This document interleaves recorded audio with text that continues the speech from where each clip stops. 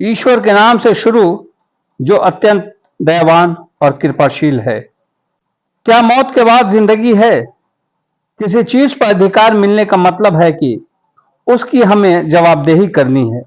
एक नौकर अपने मालिक के सामने अपने कामों के लिए जवाबदेह है। इस दुनिया में हर एक अपने अपने स्तर और पद के अनुसार किसी न किसी के सामने जवाबदेह है। यह जीवन का बुनियादी सत्य है। ठीक इसी प्रकार हमारा सृष्टा, जो कि वास्तविक सर्वोच्च और सर्वोत्तम सत्ता है, इस बात का अधिकार रखता है कि हमसे जवाब तलब करे कि हमने दुनिया में क्या काम किए। यदि जवाबदेही न हो तो कभी न्याय स्थापित नहीं किया जा सकता। दुनिया का एक दिन खात्मा हो जाएगा। पहले इंसान आदम से लेकर आखिरी इंसान तक कियामत के दिन जीवित करके उठाए जाएंगे और उनसे उनके कामों के बारे में पूछा जाएगा। जिन लोगों ने एक खुदा की पूजा उपासना की होगी, अच्छे और भले काम किए होंगे और अपने जीवन को खुदा के मार्गदर्शन के अनुसार व्यतीत किया होगा, वे इनाम पाएंगे। जिन लोगों ने खुदा की नाफरमानी की होगी, उनको सजा दी जाएगी। इनाम के तौर पर जन्नत होगी और सजा के तौर पर दोजख। जन्नत या दोजख की जिंदगी सदा सर्वदा के लिए यानी अनंत काल के लिए होगी।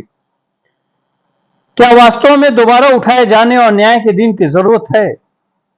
हर एक इंसान चाहता है कि उसके साथ इंसाफ हो, भले ही चाहे वो दूसरे के लिए वह इंसाफ न चाहता हो, लेकिन कम से कम अपने साथ तो जरूर चाहता है। वे तमाम लोग जिन्होंने अन्याय और अत्याचार को सहन किया है, निश्चित रूप से यह चाहते हैं कि अन्यायी और अत्याचारी को सजा दी जाए।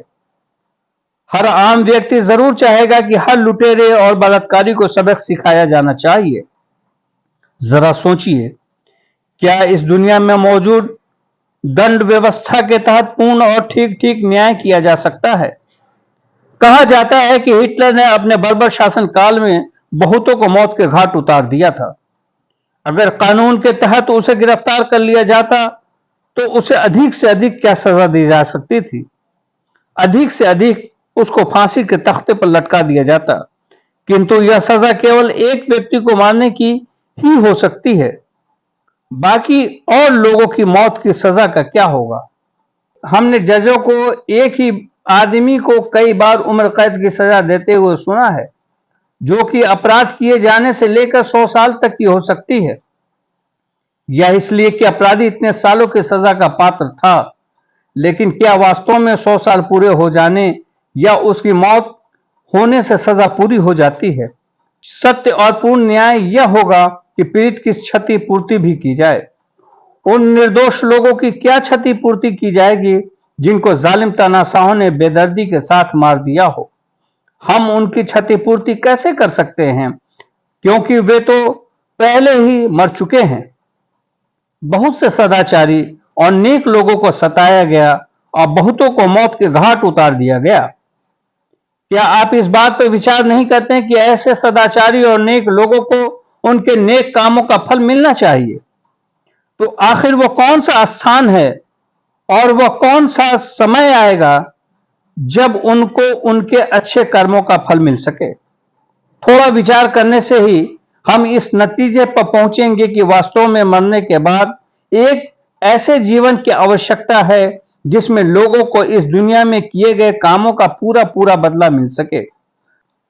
खुदा, जो कि सबसे ज्यादा न्याय करने वाला है, लोगों को बिना इनाम या सजा दिए यूं ही नहीं छोड़ेगा। स्वर्ग या नरक का जीवन सर्व सर्वदा के लिए अर्थात अनंत काल के लिए है, जो कभी खत्म न होगा। खुदा इंसाफ करते हुए इनाम या सजा दे सकता है। ठीक इसी प्रकार खुदा अच्छे, नेक और निर्दोष लोगों को, जिनको इस जीवन में सताया गया, इनाम दे सकता है। क्या मरने के बाद दोबारा उठाया जाना संभव है? हम सब जानते हैं कि किसी भी चीज का पहली बार बनाया जाना मुश्किल होगा। उसी चीज को दोबारा बनाना बहुत आसान है। जब हमें पहली बार बनाने में खुदा को कोई मुश्किल नहीं हुई, तो दूसरी बार बनाने और मरने के बाद हमें जिंदा करके उठाने में क्या मुश्किल होगी? मरने के बाद हमें दूसरी जिंदगी देना खुदा के लिए वास्तव में बहुत आसान है।